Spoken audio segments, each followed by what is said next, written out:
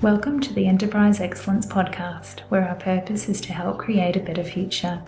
Learn from our world's experts how to improve your organisation sustainably. Learn how to achieve and sustain an excellence journey for yourself, others, and the planet. And I'm your host, Brad Jevons, coming to you from Brisbane, Australia. We are proudly brought to you in association with SA Partners, a world-leading business transformation consultancy. SA Partners are a truly purposeful company focused on helping organisations achieve sustainable improvement for themselves, others, and the planet. Welcome to episode 90 of the Enterprise Excellence Podcast. It is so great to have Mr John Broadbent back on the show with us today to talk further on Industry 4.0 and Enterprise Excellence. What a great topic. So looking forward to the further conversation. Let's get into the episode. The other thing I'd say too, John, particularly in Australia, there seems to be a real baseline of processes being out of control or not in control in a factory or anywhere for that matter. You know, there's or not only out of control, actually not properly understood. Yeah, too true. Part of the root cause of not being out of control is there's no understanding of the standard of what we have got. But I can see a step change, a massive step change here with, it is minimal investment in some regards too, because the way that technology is gone. But you can take this process you said, do your bucket review, spreadsheet audit, create a vision, maybe process map, SIPOC diagram or value stream map or four-field map to understand your critical control points and where your data needs to be. And all of a sudden you're getting to this point of error proofing and predictability from a place of being like nearly out of control and dealing with problems all day and fires from things going wrong. There's a fabulous book, particularly audio book, that I'd highly recommend your readers try and get a copy of. It's called The 4 Disciplines of Execution. Yeah, it's a Franklin Covey book, and it talks about the widely important goal. You know, what is the company aligned to? But the discussion in there about how to find lead measures, I thought was nothing short of brilliant. It was a massive aha moment for me. And then I realised, if you follow the cricket, the one-day internationals, the second team that comes in don't care about the score. They have the cricket worm, the run chase chart. That's their lead measure. And as long as they hit 6.2 runs and over, they know they're going to win the match. You look at rugby league now, and you've got two major statistics that come out of rugby league. The first is the number of metres gained, and the second is the team that completes the most 6 tackle sets. Because they know statistically that if you're gaining the most metres and you're completing most of your 6 tackle sets, statistically you will win the match. So lead measures are starting to even appear in our sports, and we don't recognise that's what they are. There's no mention in the number of 6 tackle sets completed about the score. Yeah. But there's a relationship. And John, they're using Industry 4.0 now to do it, aren't they? Like exactly. The players have either a chip on or they're able to actually know exactly automatically what meters are being gained or not gained. Like yes. It's all live now. It's no longer someone sitting up there estimating on a piece of paper. Well, my son got this, his 13-year-old, and my son, his youngest son, and he loves playing soccer. He plays, club soccer on weekends. And he bought this thing on the internet the other day. It's from Adidas. And it's a little chip that he puts in his shoe. And it tells him how many meters he's run, the most powerful kick he's done, how many kilometers an hour, like a whole heap of statistics, Bluetooth. It stores the data, and then when he gets off the field, he Bluetooths it to his phone. It gives him all these stats about his, and it was like $30, $40 or something. Like, wow. Yeah. Incredible. And my listeners will know I've had a lot of people on this podcast talking about sport and what we can learn from sport to apply to business. But it's such a correlation, isn't it? Formula One, live telemetry, tuning the engines and doing stuff while the guys are still running around the racetrack. It's like, it's incredible. It doesn't replace the humanistic piece where you engage people, empower people, involve them. Because you look at the best Formula One pit crews, those guys and girls are a unit, and they constantly improve within what they can improve. And then you got this technology hanging over it too, just like sport, just like, a rugby league team that doesn't have the foundation of culture and teamwork and performance, plus then the technology and data. That's the secret, isn't it? Like that's where. Well, for me, one of the things I learned very early on watching systems projects fail miserably was nothing to do with the system generally. It was to do with the lack of alignment between people, systems, and process. The process wasn't properly understood. The people weren't trained. The change management piece was usually atrocious. Stuff was imposed on the people then because that's what the system does, not realizing that that's not what they do in terms of the people side of it. And so you get this utter misalignment then between all three, and no project can survive that. No. And I think there's another key point you and I could talk on for another episode, which is just the status of good project management at the moment too. There's probably a topic there to talk on project management. Yeah, whether it be an agile approach or whether it be a PMBOK, Prince2, whatever, it requires skill, and there's capability in doing it well to make it work and stick. Yeah, but a guy I respect enormously in the lean project management space, a bit of a wag, he said to me, "How does a project get $1 billion over budget?" I go, "How?" He goes, $1 at a time.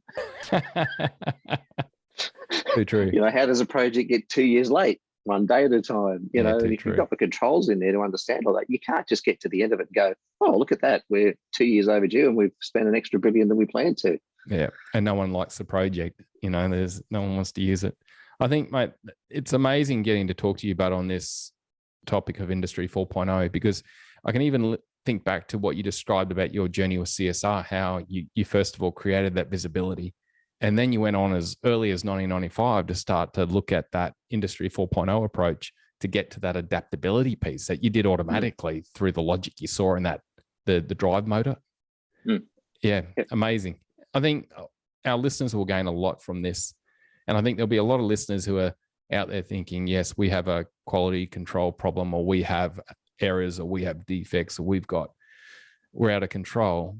And this is an option to get control quick in an error-proof way if they're willing to take a company-wide approach and think about it holistically rather than piecemeal type of bits and pieces that can get out of control too, like you mentioned earlier. And there is a good awareness in business around business intelligence. I read a report a couple of years ago. I think there was nearly 700 respondents, and 74% of the respondents said their business intelligent investment had not given them the return on investment they wanted due to lack of timely data in the business intelligence dashboard. So if we can move the needle, and one of the pieces of IP I sort of put together is, imagine you've got the year, the quarter, the month, the week, the day, and then you've got the day, the hour, the minute, and the day, the shift, the hour, the minute, and the second. So you've got this time continuum. That the day seems to be about the delineation between the business intelligence world of lag measures. But on the right-hand side of that, in the hour, minute, second space, you have the realm of manufacturing intelligence. And very few organizations have an MQ score. They rarely think about how smart are we in the way that we manufacture from a manufacturing intelligence point of view. And the more you can move the needle into the hour, to the minute, to the second, to have real-time notifications, real-time information, see exactly what's going on, and using lead measures to predict what your lag measures are going to be, the more agile the business becomes, the more velocity the business has to respond to changing market conditions. And then when they come up against a sluggish competitor, the agile manufacturing intelligence business will win every time. Yeah, John, I did an episode with Jeff Sutherland, one of the founders of Agile Scrum, I think about in January, February, it came out a few months ago. That's 2022 for those listening down the track. And, Jeff said at the end of the episode, he said, because he was talking about Scrum at scale, he's developed this model to be able to connect frontline teams to teams above to exec. And how fast can we get comms going up and down? Yes. And he basically said the one difference that's been found by study after study on the highest performing organizations versus the not so performing organizations is decision latency. Yep. How long does it take from an event to a decision? And that's the one caveat. And that's just what you described. How can we reduce that decision latency based on having visibility of data or alerts, predictability, to be able to then make a rapid decision and adapt? Well, one of the things we did in the food business was we put Australia, it was imported into Australia, but it's now a regular brand here, but it was a product that does inline packaging and label verification, so prevents recalls. So you think about the traditional method is you put some packaging sleeves in a machine and the tray of food comes out and the sleeve goes on and it goes in a box and it goes to Woolies, and Mrs. Jones goes up and buys a ready meal and it says chicken and rice, and she gets it home and she puts it in the fridge, and then a week later she gets it out because it's still a good use by date, and she takes it out of the packet and it's now chicken and cashews, and she goes, oh, that's not what I bought, and I have a peanut allergy or a nut allergy. This is now a health risk. And she then makes a decision, do I let Woolies know or don't let them know, or Coles or whatever, one of the big four supermarkets. And so she decides to take 2 weeks after the event, she decides now to take that ready meal back and go, look, I have a problem. Now that triggers an entire recall process. And that 2 week latency from action to decision to return the meal is a $100,000 fine to the food company who made that mistake, and another $100,000 roughly to make good that mistake. So it's a $200,000 exercise every time that happens. So what we did with this food company is we put an inline packaging label verification system that every pack that goes down the line, the barcode scanner is told ahead of time, this is the barcode you're looking for. If it finds the right barcode, milliseconds later, the coder prints the best before date tied to that G10. And if a tray, and this has happened multiple times, if a tray goes down that line with the wrong barcode, the line stops. So the time from the event happening, wrong sleeve on the wrong product, to the decision to stop the line is seconds rather than 2 weeks. And by compressing that time thing, which you can do with Industry 4.0, you then mitigate the loss. Yep. Happier customers, less cost, less chaos, less fires, less stress. Well, and a system like that costs about $60K to implement at the line level. In the food business that I talked about, we actually integrated it with the MES and the ERP. So all the data that even went to the best before date coder was untouched by human hand. They just selected the product. The whole line got set up. The check weigher for the right recipe, the metal detector, the coder, and the barcode scanner were all set up with the press of a button, and they just start making products. So straight away, your line changeover time is significantly reduced. There's no human error because no one's keying last year's date into the date code by mistake because it's February and we've forgotten that it's 2022 and we're still putting in 2021.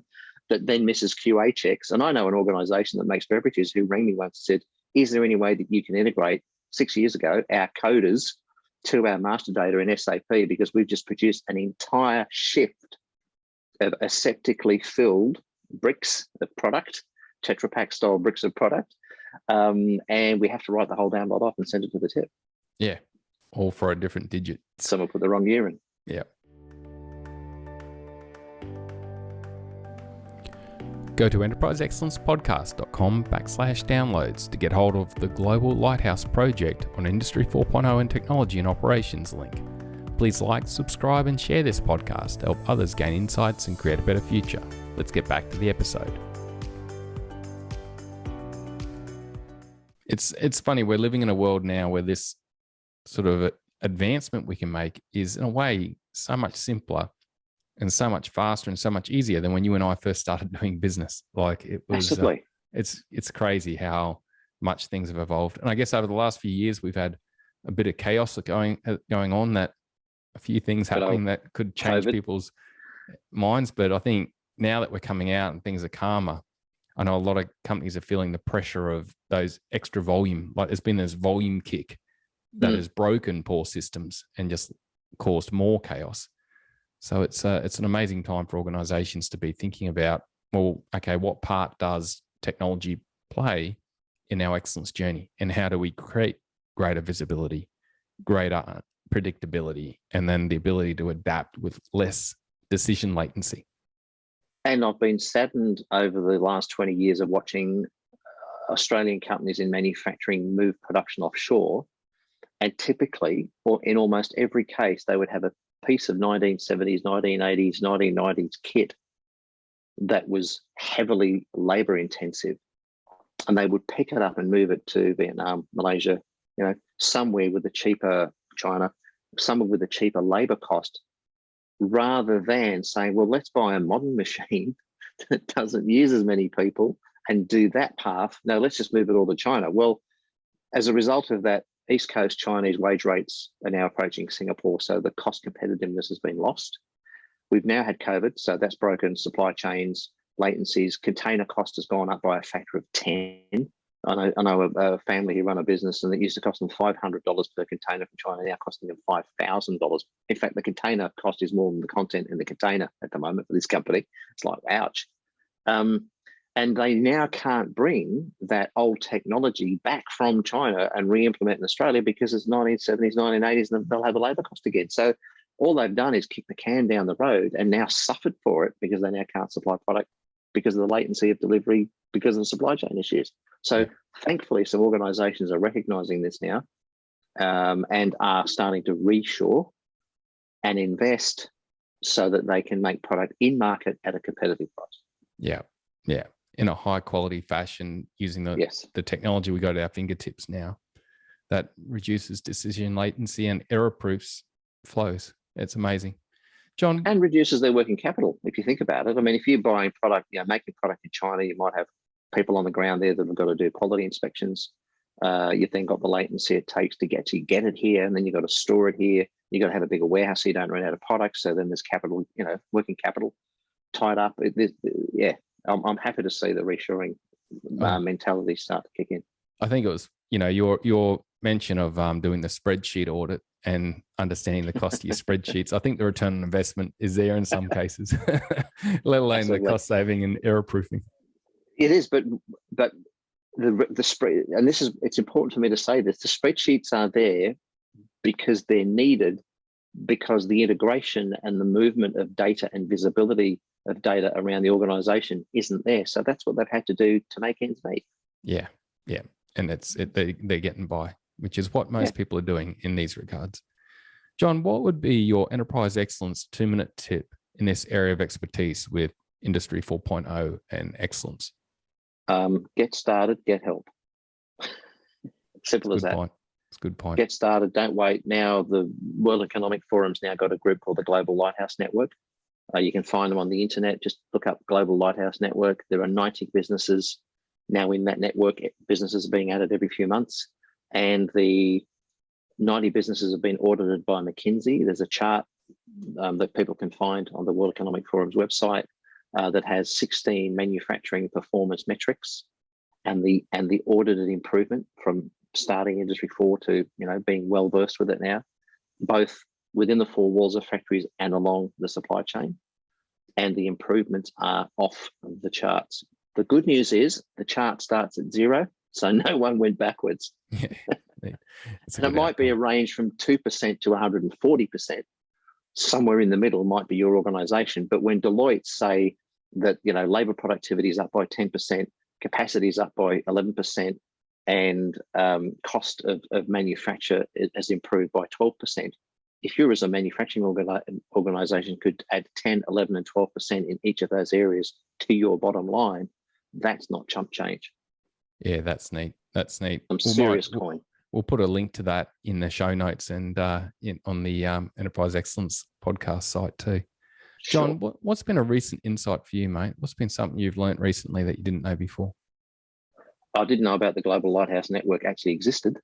I got to interview the guy in the WEF called Francisco Betti about the network and what they were trying to achieve. And when you look at the list, it's a who's who. There's the Schneiders and the Siemens and the Audis and the Johnson & Johnsons, the Procter & Gamble's, Hyundai. There's a whole lot of, but they're factory based. It's not the company. It's just the factory itself. But also for me, it's the opportunity that I'm seeing everywhere that organizations have to do this. And I understand that there is, the innovators and the early adopters, and this is not for everyone for now. But if you want to get the jump, you have to be an early adopter, a risk taker to some degree, because that's where the competitive advantage lies. Everybody will get on the train eventually. Everybody will catch up. We'll have the late majority and the laggards, still have the black and white TV. The laggards will eventually get there because they have to, or they'll go out of business. But for me, it's just this opportunity. There's so much available now that we can do things to really improve the way we make stuff. And part of that is modernisation. And now there's a national movement. The Labor Party's talking about, the modernisation. The New South Wales state government, I'm trying to get my hat in the ring there, as the new manufacturing modernisation fund. Because New South Wales is recognising too, they've got to start doing something here. Yeah. And I think the conversation's been extremely powerful for me, thinking about that key elements of how do we create visibility, reduce decision latency, error proof, and create productivity. And then we also spoke briefly about then the human factors and the leadership meeting that. It's not like you do that without that. You've got both aspects, Absolutely. but they enable each other. Where they meet in the middle well, there's this whole rocket fuel because you've got data, you've got the information you need, you've got the baseline error proofed, you've got the ability to adapt rapidly. You're not guessing. Yeah, that's it. Well, John, I really appreciate your time, mate. And, thank you for sharing your knowledge and helping us create a better future. How can people reach out to you if they want to get in touch and connect? John at realisepotential.com.au, realise with an S, I'm not American. And obviously there's the Realise Potential website, realisepotential.com.au, where they can find information. But probably my most active realm is LinkedIn. Just look me up on LinkedIn as John Broadbent, and you'll find me there with an Industry 4 coaching banner. And anybody from this podcast who reaches out, if you just let me know that you've come through Brad's Excellence Forum, I'll send you a free copy of the Industry 4.0 white paper that I produced last year, which is all about how to improve manufacturing performance using, funnily enough, the 3 buckets model as a framework. So, John, that's awesome, mate. Thank you so much for your time and knowledge, John. Thanks for helping us create a better future. Bye for now. Thanks for the opportunity, Brad. Take care. Cheers, Bye. mate. What a great episode. Remember, you can go to our website, enterpriseexcellencepodcast.com/downloads to get hold of the links to the Global Lighthouse project on Industry 4.0 and technology in operations. Please like, subscribe, and share this podcast to help others gain insights and create a better future. There were 2 key takeaways for me from this episode. Firstly, top-down framework and structure, bottom-up improvement. John made a great point when moving to a smart factory and organisation. We need to be able to create a framework that's a system as a whole across the whole company. This is a top-down review with input from all levels. The key is to create a framework and infrastructure that can then enable people to see the data and potential challenges, understand them, predict events ahead of time using the data, and then adapt rapidly. This approach reduces decision latency dramatically and creates a culture of continuous improvement built on a foundation of error proofing through Industry 4.0 capabilities. The 3 steps of transforming to Industry 4.0 in a smart factory is my second key takeaway. John's 3-bucket analysis was so simple. Walk the floor to understand the green, blue, and red items within your factory or your operation. Conduct a spreadsheet audit and ROI analysis, and then develop your vision for the future. Conduct process mapping and analysis coupled with data visualization reviews to define the future state, and then execute on this in best practice project management to ensure that the change management occurs well and it sticks, and you get a better culture outcome than a worse. Thanks again for your time and knowledge, John. Thanks for helping us create a better future. Bye for now.